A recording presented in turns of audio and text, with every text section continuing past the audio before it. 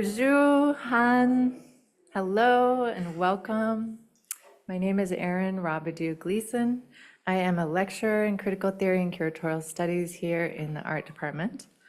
It's my honor and pleasure to have Professor Matt Hooley, Assistant Professor of Native American and Indigenous Studies at Dartmouth College, here with us. His lecture today is entitled George Morrison, Landscapes Against Extraction, and it's drawn from his 2024 book, Against Extraction, Indigenous Modernism in the Twin Cities, published by Duke University Press last year. Matt, thank you for being here. I'll begin our gathering with the land acknowledgement and continue with introductions and further thanks before the lecture. And while I believe in making land acknowledgements specific to time and place and context, for today, it felt very relevant with Matt's research to read a land acknowledgement that is developed here at the university by the Institute of Advanced Studies in collaboration with 11 tribal leaders. So I'll read that now. The University of Minnesota Twin Cities respectfully acknowledges that the land we are on today is the traditional and ancestral homeland of Dakota people. The University of Minnesota is founded as a land-grant institution, and we recognize that our founding came at a dire cost to Dakota people. Dakota people were forced to cede their lands in return for goods and services, but the government did not uphold the terms of these treaties, leading to widespread devastation. We recognize this painful past, and we honor Dakota people's history on this land, their sovereignty, and continued contributions to the region. Minnesota comes from the Dakota name for the region Minnesota-Micoche, the land where the waters reflect the skies. Dakota and numerous other indigenous peoples, whose cultural, spiritual, and economic practices are intrinsically woven to this landscape, hold this land sacred. We recognize them as original stewards of this land and all the relatives within it who had thriving and vibrant communities prior to disruption by settlers. Today, the state of Minnesota shares geography with 11 tribal nations. By offering this land acknowledgement, we affirm tribal sovereignty and hold the University of Minnesota accountable to recognize and counter the historical and contemporary injustices that continue to impact Indigenous people through mutually beneficial partnerships, research, policies, and practices that respect indigeneity. So the writers of this land acknowledgement go on to say how they recognize how inadequate this statement is without actionable applications. I believe our reason for gathering today responds and activates the actionable work of Professor Hooley and the Indigenous lands and lives that critically and poetically inspire his work. I'm going to read the Duke University Press introduction of his book, which then speaks to the land acknowledgement. Against Extraction, Indigenous Modernisms in the Modernism, I'm so used to putting S's on this, Modernism in the Twin Cities, Hooley traces a modern tradition of Ojibwe invention in Minneapolis and St. Paul from the mid-19th century to the present, as that tradition emerges in response to the cultural legacies of US colonialism. Hooley shows how Indigenous literary and visual modernisms challenge the strictures of everyday life and question the ecological, political, and cultural fantasies that make multivalent US colonialism seem inevitable. Hooley analyzes literature and art by Louise Erdrich, William Whipple Warren, David Treuer, George Morrison, and Gerald Vizenor in relation to histories of Indigenous dispossession and occupation, enslavement and Black life, and environmental harm and care. He shows that historical narratives of these cities are intimately bound up with the violence of colonial systems of extraction, and that concepts like indigeneity and sovereignty extend beyond treaty-granted promises of political control. These works, created in opposition and proximity to the extraction of cultural, political, and territorial resources, demonstrate how Indigenous claims to land and life matter in rethinking and unmaking the social and ecological devastations of the colonial world. Excuse me. I invited Professor Hooley with the support of our co-sponsors, which I'll call out later, for the obvious reasons of this book's timeliness. Maybe that's why I'm coughing so much. It is so timely, but also for its locality and the ongoing relevance of the questions he's asking. A couple of questions from the prologue of the book. How can we read art and place together under conditions of ongoing colonialism?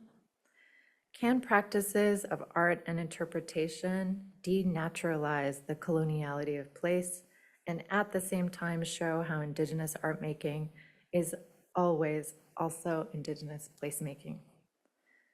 I also invited Professor Hooley to speak specifically in relation to George Morrison, a celebrated artist from Grand Portage, Minnesota, of the Grand Portage Band of Lake Superior, Chippewa, who is the focus of Hooley's book, the prologue and epilogue specifically, which is an offering to us as much as I feel like it's an offering to Morrison's life, practice, and legacy, an inspired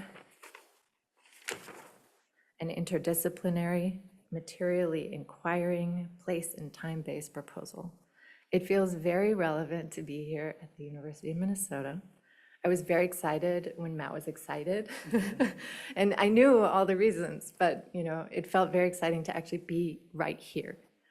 And for those reasons, one being that Morrison felt called home here back to Minnesota because of the University of Minnesota's invitation in 1970, where he joined the first and longest consecutively operating Department of American Indian Studies in the United States, also at the time and the rise of AIM, along with teaching here in the Department of Art, where he became full professor until 1983, where he headed back home to the North Shore until he passed in 2000. So I want to thank those involved in making this lecture, which seems like such a great, easy idea, possible, but 50-some emails later, we're here. So the three sponsors, the Visiting Artists and Critics Program in the Department of Art, currently chaired by Matthew Ziefeld, who's here, thank you. Todd Boakley and the estate of George Morrison at Boakley Gallery, thank you. And the George Morrison Center for Indigenous Arts, directed by Brenda Childs, also here, thank you. The George Morrison Center doesn't have a physical space, but is an interdepartmental collaboration to support the creation, presentation, and interpretation of Indigenous arts in all of its forms. I also want to thank our Department of Art Chair, Chris Baumler, who's here, thank you, as well as Karen Hasselman for technical support, Regina Hoppengarter for organizing the reception, and Russ White for design and communications. I also want to give a shout out to, thanks to Matt and to Duke University Press for the permission to print or to make available online the prologue and epilogue that is focusing on George Morrison to the George Morrison estate on the Boakley Gallery website. So you can go there and read the prologue and epilogue. So thank you to Duke and to Matt and for the team at Boakley for making that happen. And here we are. So the lecture is recorded. It'll be about 40 minutes. Please, you are welcome to ask questions afterwards and then join us for a reception to continue the conversation just outside the room. Miigwech. Thank you.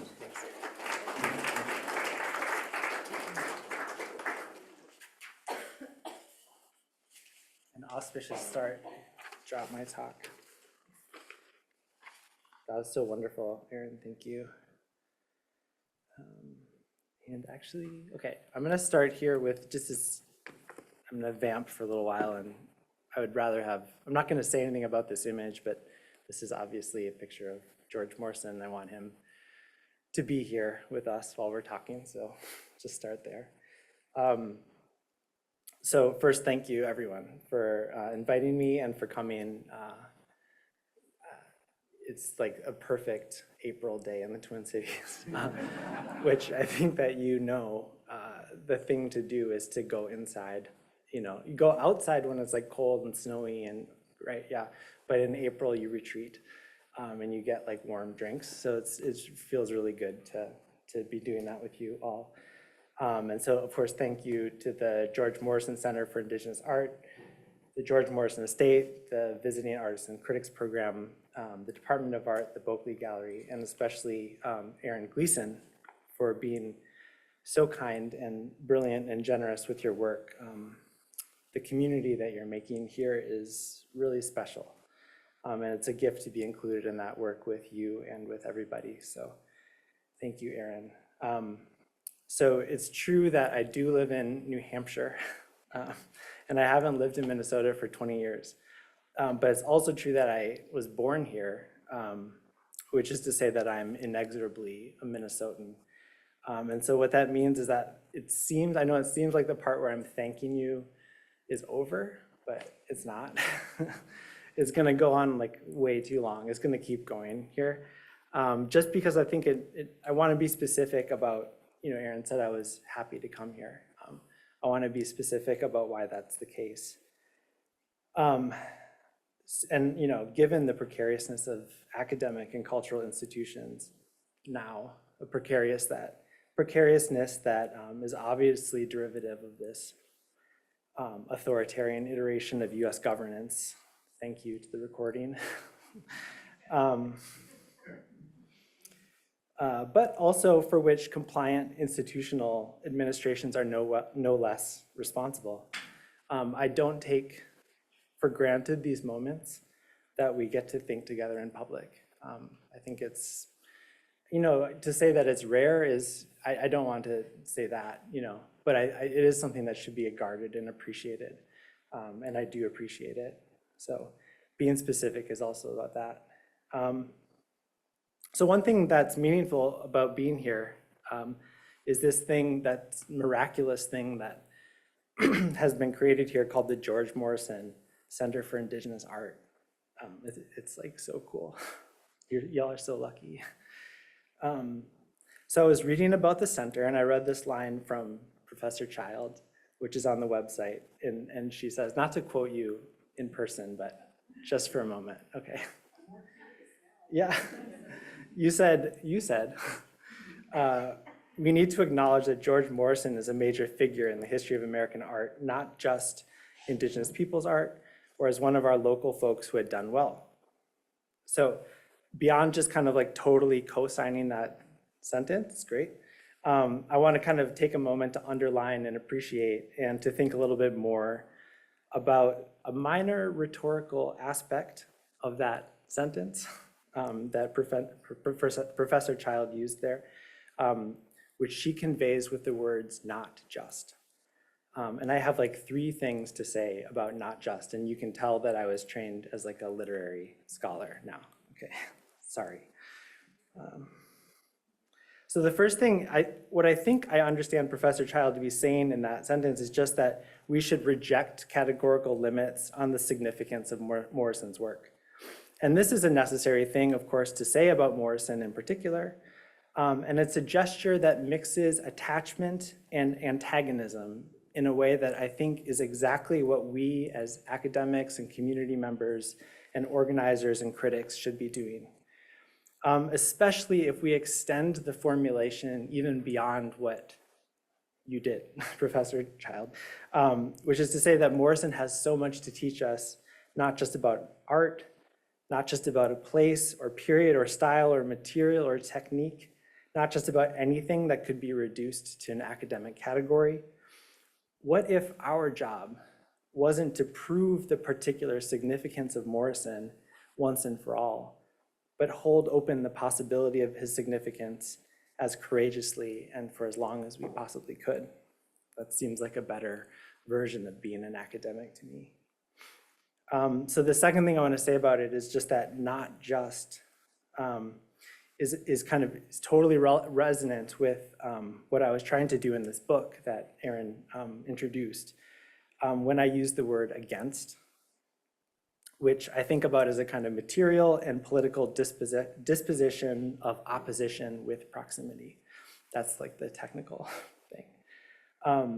And hopefully I'll be able to say today, how against is a useful way of thinking about the politics of Morrison's work and of all Indigenous modernist artists in the Twin Cities or generally in the context of US colonialisms. But also, I guess I want to say, or I hope, that it's a useful formulation for living in this moment of particularly acute colonial violence here in the US, in Palestine, and as a function of climate change everywhere, literally, in the world, potentially including Mars, unfortunately.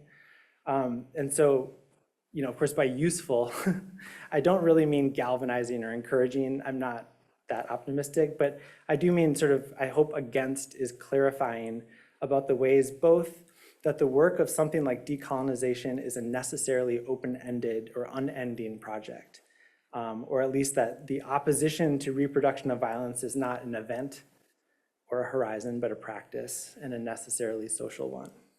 And then also that opposition to structures or administrations that we abhor, unfortunately, does change us because it means accepting our proximity to them and thinking with and through that proximity.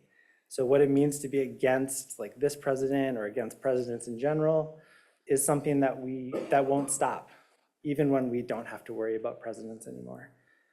And it's something that becomes a part of us, even if we wish it didn't have to. Okay, and then the last thing I'll say about not just. You can imagine how tired my dissertation committee was. Is that it's a kind of position or disposition that I needed to do even this like totally trivial work about this place, the Twin Cities, where I was born, but which is not my home. And it's not my home, obviously, because I was born into a construction called Minneapolis that was produced to displace the way that the land is Dakota home. It's Dakota land. But of course, Minneapolis is not just not my home. Precisely because it is a colonial construction through which I was interpolated into colonialism, it's a place that seems to me that requires both disavowal and attachment. So, and in fact, I think the hard thing to say for me always has been not that I disavow belonging here, but rather how can I formulate an attachment to here that's real, but that has nothing to do with colonial belonging. Okay, so all that is just a continued way that I'm trying to say thank you for coming and why it means something for me to be here. And so what I'm going to do is just share 3 small sections of the book. Like each one are like 8 minutes or so. And these all have to do with this formulation of being against. And I hope afterwards we can talk about this. I hope that you can correct me or maybe just like tell me what it means to you to be against. I think it's it's something that lots of us are trying to think about right now. So the first section is about how Morrison helps us think about what being against changes. The second section is about what I think it is that we are against, which I call extraction. And then the third section is about how Morrison helps us think about being against as an artistic or political and social practice. And so then kind of across these 3 sections, I'm trying to think about a larger idea about like how art can help us think more expansively about the related but separate tasks of surviving and dismantling colonialism. Okay, so that's the plan. Hope it's okay. And I'll start. I have to like reverse for a moment. I'm giving you, I had a teacher in college, not college, sorry, Greg, in grad school who always like was a big fan of the take-home message. He was like, let's just do the take. This is like each section's take-home message. So this is the first one, but actually this is the piece that I'm gonna be talking about. And this section's about this piece. It's exhibited at the MIA, and it's one of Morrison's wood collages. It's a piece that he calls Collage 9 Landscape. Okay, So the first landscape that Morrison sold after moving back to Minnesota is titled Collage 9 Landscape. The piece is made of driftwood that he brought back from the Atlantic coast, and he collected from alleys and backyards of his neighborhood in St. Paul. Like all of his collages, it's a study of material and social and historical relation. Morrison immersed himself in the process, what he called the chance element, of taking, quote, driftwood or discarded wood and playing one piece against the other. The patterns of color, shape, and texture that emerge are functions of Morrison's own manipulation and of the possibilities or limits of the attachment manifest in each piece. These patterns are ornate, massive, and mutating, and they express within the piece's huge frame a multidimensionality of motion, beyond the vertical and horizontal, a coruscation of density, gesture, and reference.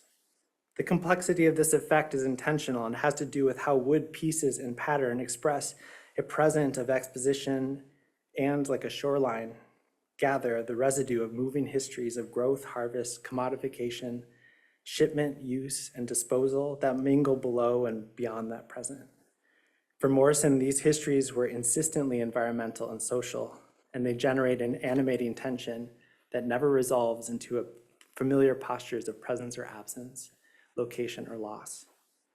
Collage for Morrison is both a response to a formal operation of colonial extraction and a practice of ecological invention. In a formal sense, Morrison's interest in collage is plainly unrecuperative. The pieces of driftwood he used are not joined to represent or restore what of them was lost to extraction. And in this sense, collage does not refer to a total effect of fragments rearranged into pattern. In Morrison's work, collage is better understood as attention to the formal and affective generativity of wood, worn in odd angles and unnatural lightness, and in subtly incurvate and arching sanded surfaces to extractive remains. It's a practice that collects both wood arrayed in a fluid pattern and in the interstitial spaces between each piece, and therefore creates a formal tension between what of the piece of driftwood it is and is not possible to connect. Morrison remembered the history that preceded the wood's inclusion in the collage. He said, there was an interesting history in those pieces, who had touched them and where they'd come from. And its eventual decay, he said, the wood won't last forever, I know that. Thus, we can read the gaps between driftwood pieces as a space not only of loss, but of organic exchange, where within the collage, the pieces literally gather and decay together. If, for Morrison, collage is a way of gathering with and among the absent, the other primary formal framework of the piece, landscape, is a rethinking of the sociality of setting. The term is one that Morrison hesitated around and qualified when he talked about the collage. I think he said, a respectful, knowledgeable person would know that they're paintings in wood, landscapes. So it's like paintings in wood, comma, landscapes, as if he had to kind of like add it on. Later he added, quote, I imagine that people see the wood first. They don't look at it as a landscape painting, although it's subtitled landscape. They may not even see the horizon line at first. The initial appeal comes from the wood itself, from the tactile surface. In a colonial context, as we all know, W.J.T. Mitchell notes landscape is a medium and a making. It's an enclosure fantasy. Landscape is the imagination of space primally unclaimed, but through whose mixing of proximity and spaciousness, property is remade as an effective scene, what Mitchell famously calls the dream work of imperialism. For Morrison's collage, these dynamics are referenced and actively thwarted. For Morrison, landscape is also a medium and is concerned with how art participates in the politics of space. But whereas imperial landscape derives a rhetoric of control out of a construction of spatial ideality, what Mitchell calls the antithesis of land, Morrison's landscapes problematizes this interpretive control by revealing the generative indistinction between land and space. As he points out, the experiences observing the collage is one that frustrates the acquisitive choreography of spectacle. They don't look at the landscape, he says. They want to touch it. Therefore, the force of the collage is affective. The piece draws the observer to it, to touch it, what he calls an appeal that comes from the wood itself.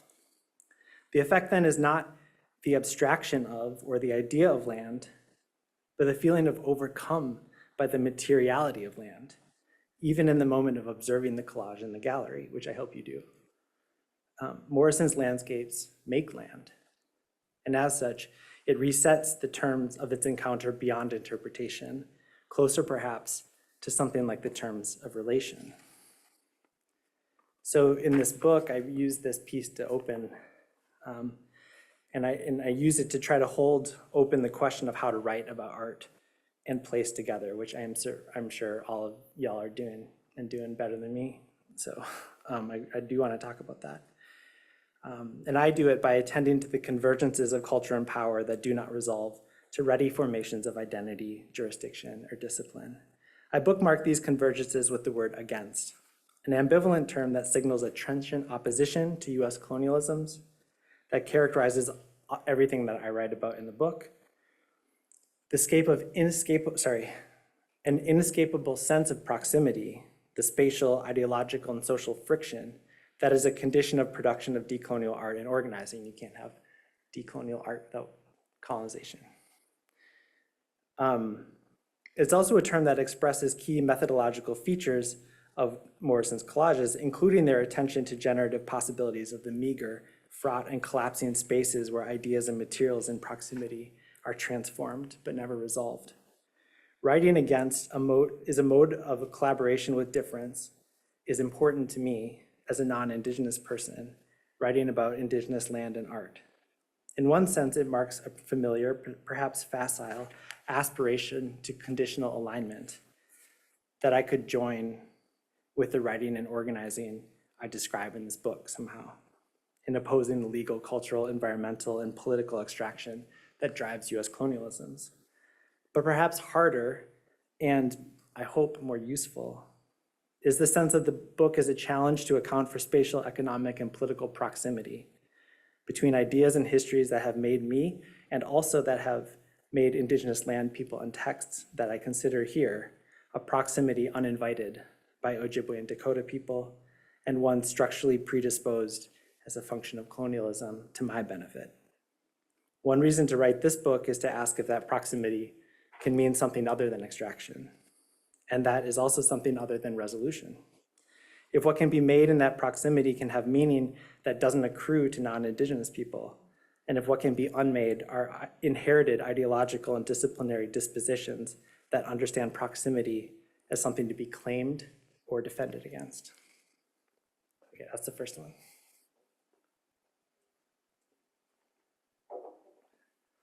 Second take-home message.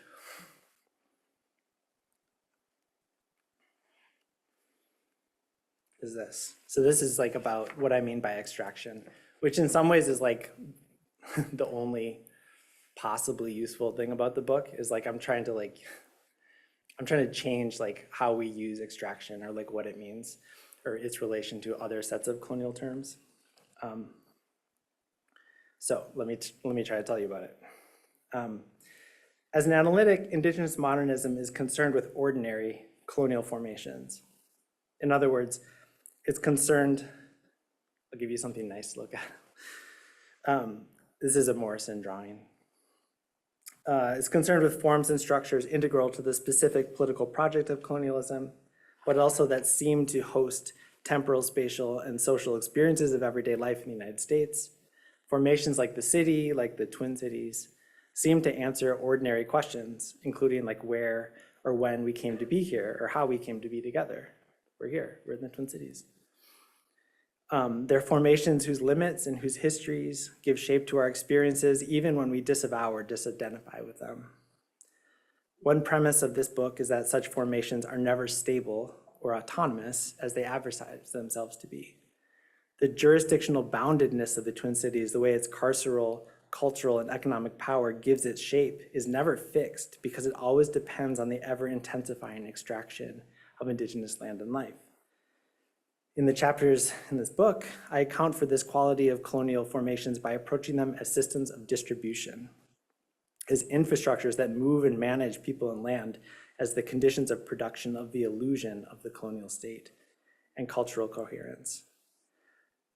Colonial infrastructures are protean. They obtain through transit and are constantly reinvent and reproduce themselves in order to secure the steady expansion of state power. When thinking about the colonial formation called Minnesota, quote unquote, it's useful to recall that the systems that distribute political, cultural, and carceral power, the capital, the university, and the state, prison, it's bad luck to critique the thing that you're invited you to talk, whatever, it's happening. Those were established prior to the state itself. This is not because those structures enacted a kind of singular originating distribution of power, I think, but because they function as infrastructures through which the state, by defining and managing distributions of power, culture, and violence, can constantly reinvent itself. The university can mean a million different things, but it will always produce one result, except at centers like this.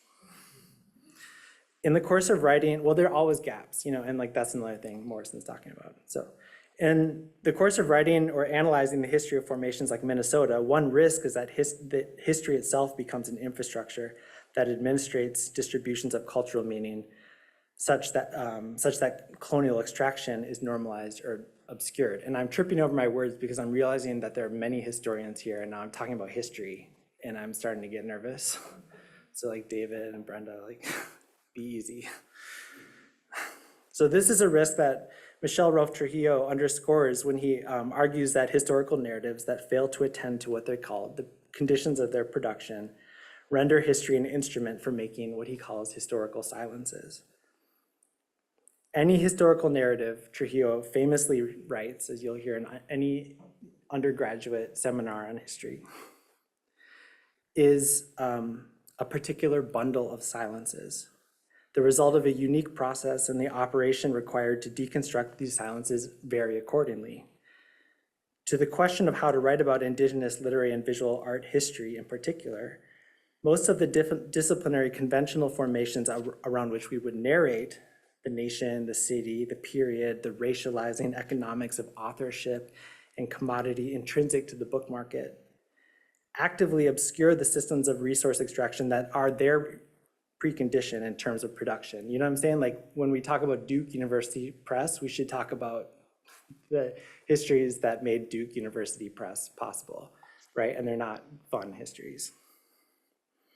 In this context, one aim of this book is to indicate what kind of bundles of silences colonial, temporal, jurisdictional, and discursive formations are, and in the course of their unbundling, invite other relations among narrative, history, and power. To do so, or to try to do so, I use two methodological concepts to help expose the conditions of production of colonial and cultural formation against which Indigenous modernist texts are written. One is called extraction history, and the other, which I'm not going to talk about, is called distributions of interiority.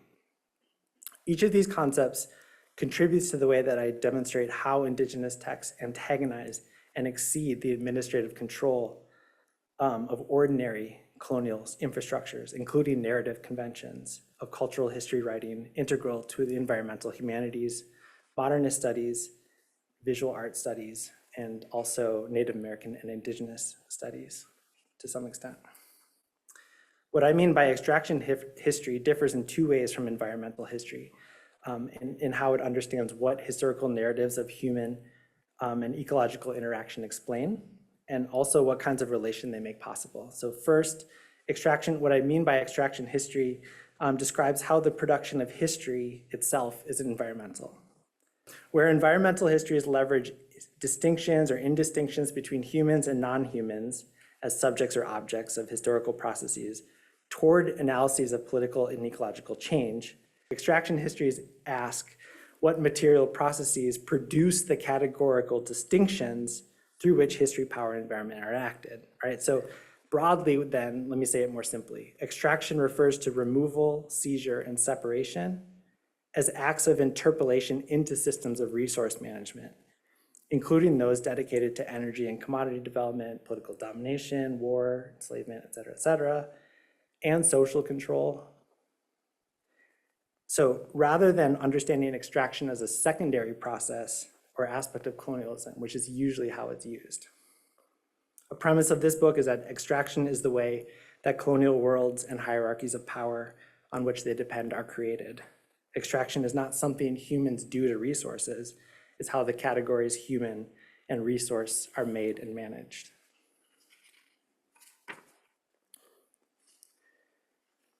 Okay. A tiny bit more about extraction and its relationship to settler colonialism. Y'all know about settler colonialism. I mean, I have like a love-hate relationship with that theoretical framework, and here's that love-hate relationship. So a second distinction between what I call extraction histories and canonical environmental histories is that extraction histories expose how, under US occupation, extraction is cultural. By centering the fluid and enduring relationship between extraction and culture, I want to reframe the question of what it is US colonialism destroys and what it produces. So what Patrick Wolfe calls the logic of elimination offers a widely accepted answer to this question. He says, the logic of elimination not only refers to the summary liquidation of indigenous people, but it includes that. In common with genocide, settler colonialism has both negative and positive dimensions. Negatively, it strives for the dissolution of native societies. Positively, he means he means creatively. It erects new colonial society on the expropriated land base. And this is a kind of logic that inheres in a lot of land acknowledgements, right? Like something was eliminated, something was produced, and that's what we're thinking about. Although the one you said was really good, rare. Although usefully clear as a diagramming of US domination, the logic of elimination conceptualizes colonial violence and production through binaries that it never deconstructs. As a theory of what is destroyed, it depends on this stable ontological opposition between people and land that prefigures a sequencing of invasion, right? Like Wolfe is such a structuralist, so it's like indigenous people are eliminated and then settlers come, and then they erect a new society, like that's the sequence. As a concept of what is produced, the logic of elimination naturalizes the colonial fantasy that settlement is stable, permanent, and successive. So I'm not proposing here that Wolfe argues that what he's describing as the binary logic of settler colonialism is real, but rather that even in the name of analytical description, the premise of any colonial interiority, epistemic, social, or spatial, is specious. As Jean O'Brien observes, it's also for this reason that the logic of elimination provides no useful basis for the historicizing of indigenous resistance and survival. Thus, rather than frame US colonialism as elimination succeeded by colonial society, my interest in extraction draws attention to the volatile and contradictory relation between destruction and production, not a binary or any structure at all, but an unstable threshold that colonialism administrates to obtain. In this sense, in shifting from elimination to extraction, I want to draw attention to the fact that although production is always the stated justification of colonial destruction, what is actually produced is nothing other than systems for the distribution of further destruction. Nothing exceeds extraction. Okay, that's the second one. And I'm gonna go really fast through the third one. So buckle up. And hi, Michael, one of my teachers from Carleton College, not too far from here, is here. Two of my teachers, although I never took your class. Okay, so the last thing, sort of turning to the end of Morrison's life, I want to think about how against might be a practice. Okay, so in the last years of his life, Morrison returned to work in his studio overlooking Lake Superior. After suffering a heart attack and being diagnosed with Castleman's disease, he moved from the Twin Cities to Grand Portage to give his full attention to the horizon line. As a feature of the sky and the lake, Morrison describes the horizon as a perceptual event comparable to the changing expression of the lake's motion, texture, and mood.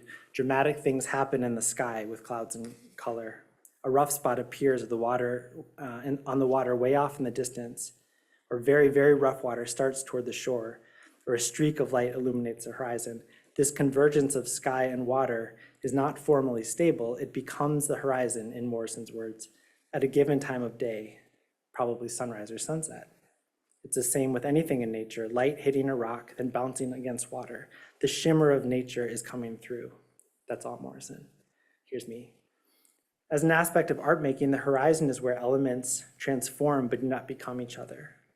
A quality he names in terms of semantic surplus, enigma, these are his words, magic, ambiguity, mystery. He says, I'm fascinated with the ambiguity and the change of mood and color, the sense of sound and movement above and below the horizon line.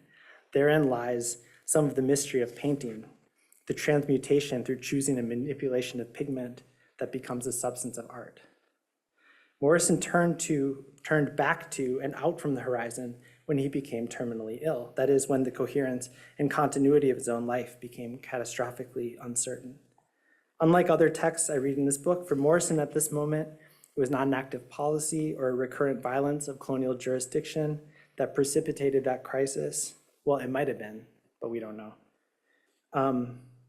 But the perhaps more prosaic form of subjectivity itself, the horizontal ideality of its ending, and the fact that ending is implied the end of his art making. During the last period of his life, he kept painting landscapes with horizon lines, but he also returned to methods that implicated the materiality of his media more complexly than his paintings did. Methods that include rubbing or do we say frottage? Frottage, okay. Frottage, which, I mean, there's another way of saying it, but whatever. In which the history and substance of wood and his own wood collages themselves become elemental to composition. Okay, I'm gonna skip a little bit because we're like almost out of time. No, it's not. I'm from Minnesota. We end on time. I wish we would end earlier, you know, to be honest. Okay. If more, and this is I'm talking about this piece now in particular. If Morrison's rubbings are a return to collage, perhaps, return does not imply resolution or even the stable relationship between two practices. Returning to the problem of landscape and to the catastrophic binary of subject and resource and to the inexorable fact of his own career and life having nearly passed, Morrison intensified the thresholds of externality that the wood collages suggest. Rubbing the wood fragments under paper charges and proliferates those already latent externalities. The surface of the wood against crayon or charcoal, pressure, and paper deepens the contrast of the grain lines nearly to the point of producing a grid or a profusion of grids. The gaps, which in the collages are spaces of suspension, saturate and multiply here. They invade and open the wood itself, exposing weaknesses, knots, and places where the wood had been driven with nails.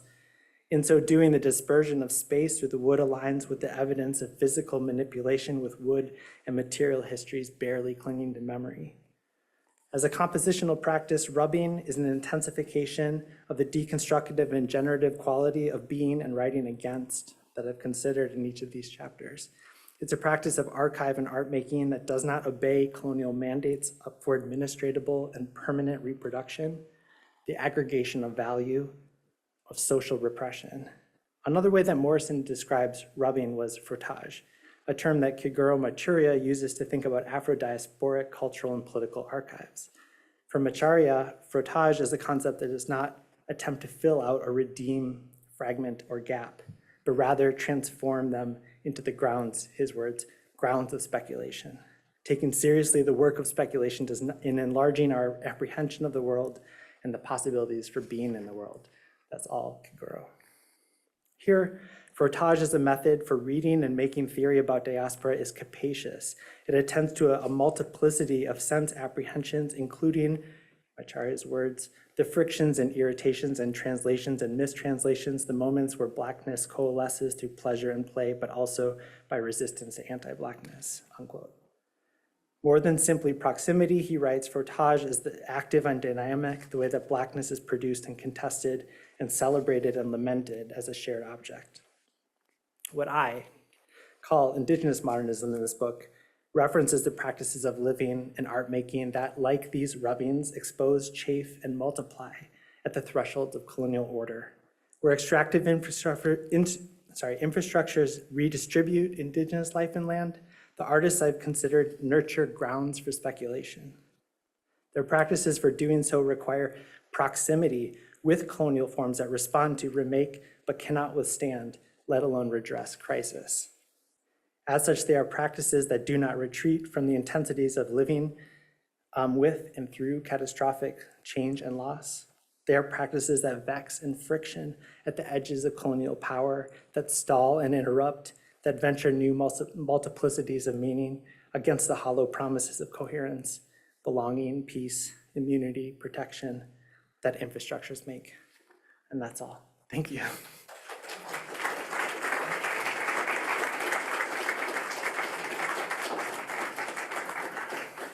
We stopped on time. Okay. So I'd like to hear from you all. Yeah. Yeah.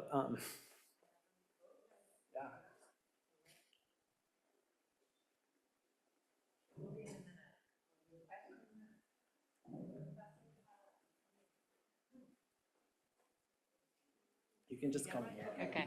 Yeah, Hello? Just go. I'm gonna give. I've been thinking about that Duluth corner that. Started. Sure.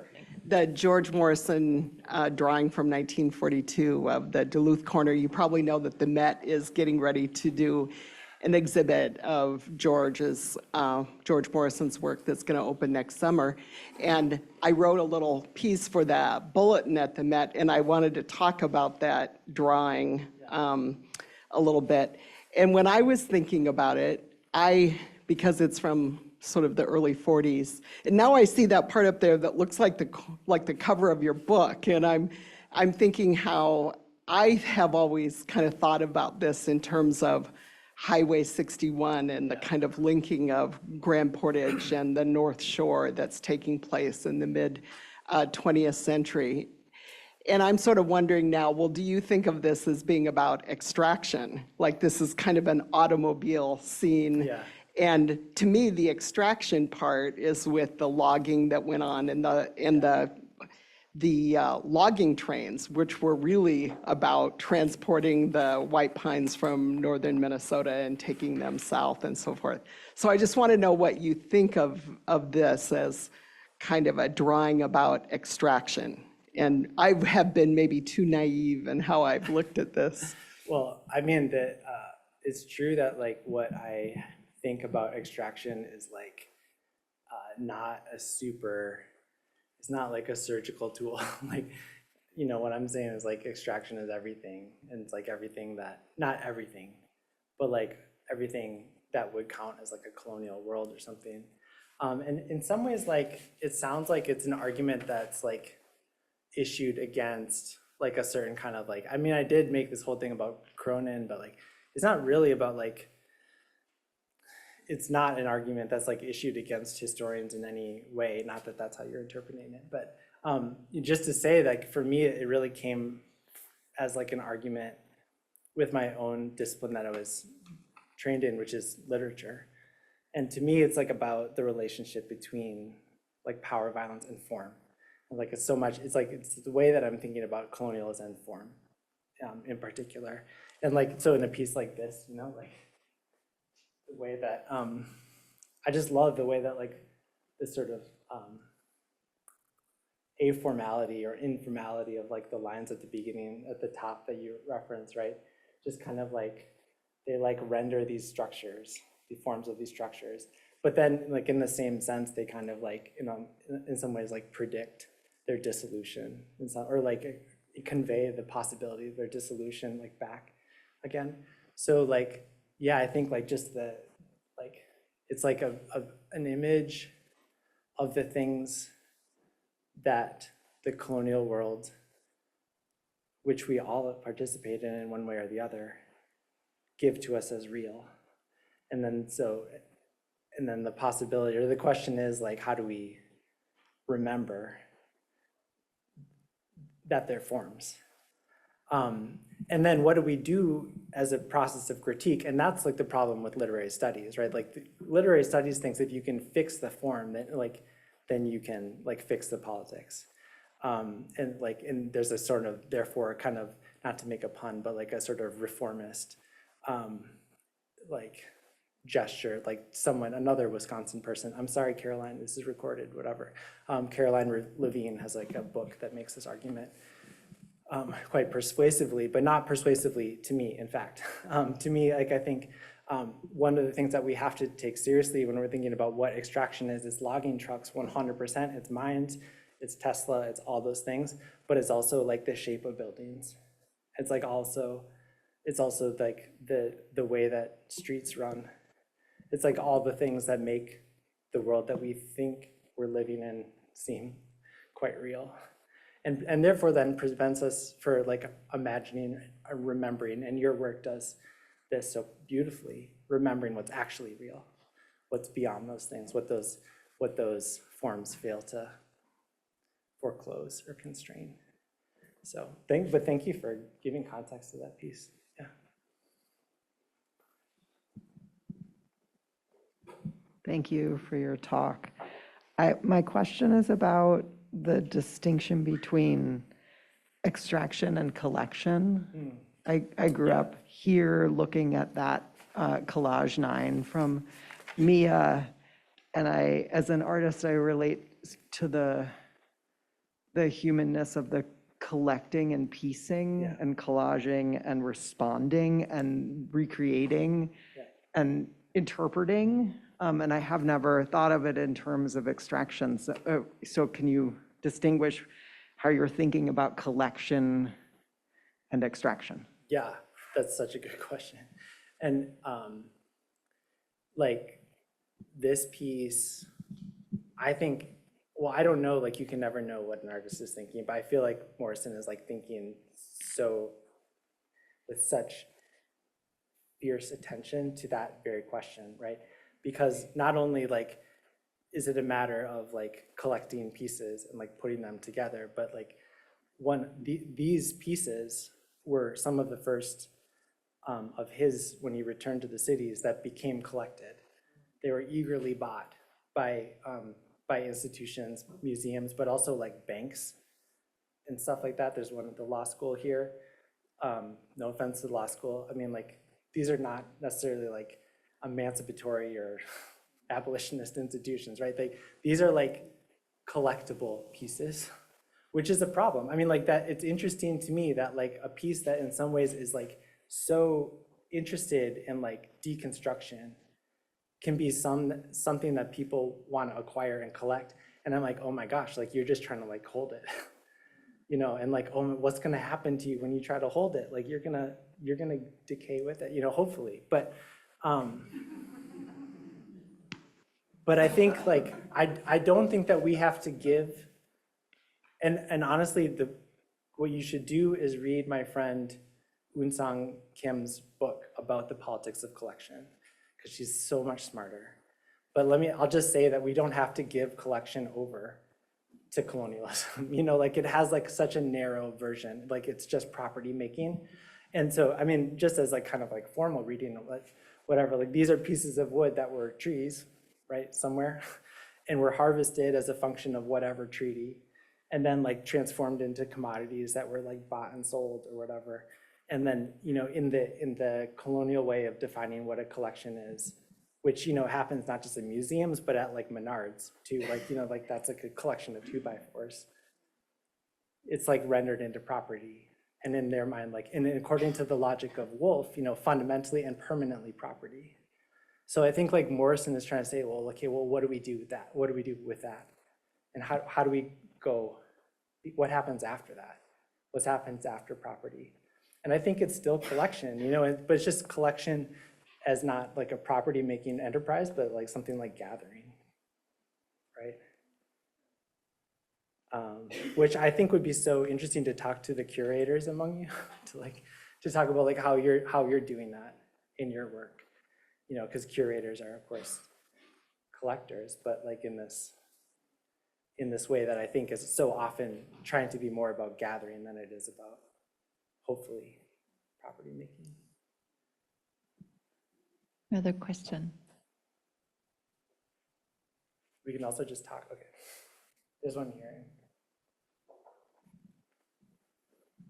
Thank you so much for your talk. I'm curious about, like, I'm very intrigued and in line with a lot of your politics, but like, what was George's actual attitude towards colonialism and all that? How did he speak to it in his own words, and how did it sort of like? I mean, you're reading a lot into to what the work looks like, but what were his intentions? Were they in that alignment? The death of the author has not come to art. Like in some ways, like I don't know. I've read everything that is like publicly available, and I think that a lot of it is probably a matter of inference. I mean, some of it you could probably get a better idea by talking to Professor Child maybe, or people here at the U who knew him.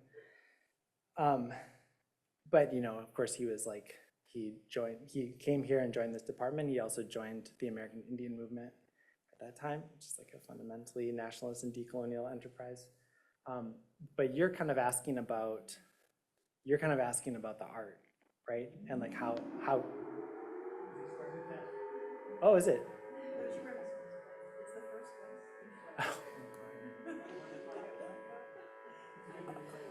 I'll answer really quickly.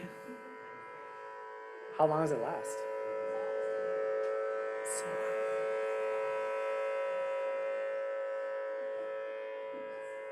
I mean, it's noon, or it's 1. They're trying to tell us we should go to the reception. I would say that the thing I'm interested, so I don't know, and I don't know, but I am interested in this, which is that his pieces are often interpreted in a kind of like depoliticized way.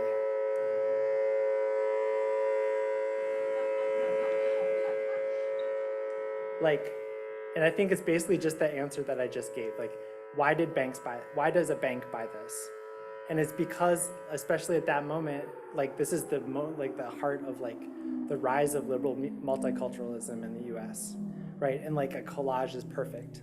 It's pieces coming together, difference into one, right? Like this is like the most commodifiable version of liberal democracy that you could come to. And obviously, I think that's not what's happening in the pieces. And like, yeah, I mean, I could engage in a formal like argument with the bank about that. But I think it's also maybe more interesting to say that like, maybe they bought it because it's that, but maybe they bought it because they knew it was more than that, And I think like the late visual artist, Jean Quictesy Smith, I was talking with her, she was a friend of Morrison's, and I was talking with her about the mural on the side of the Minneapolis American Indian Center, and she was like not really buying my stuff. She's like, I don't know, like, and I was just like, but what if what he did was make a hole in Minneapolis that Minneapolis couldn't close? I was like, but what if what he did was like make a hole in Minneapolis that Minneapolis couldn't close? And Jean was like, yep. And I was like, okay, that's okay. So let's go. Thank you so much, Matt.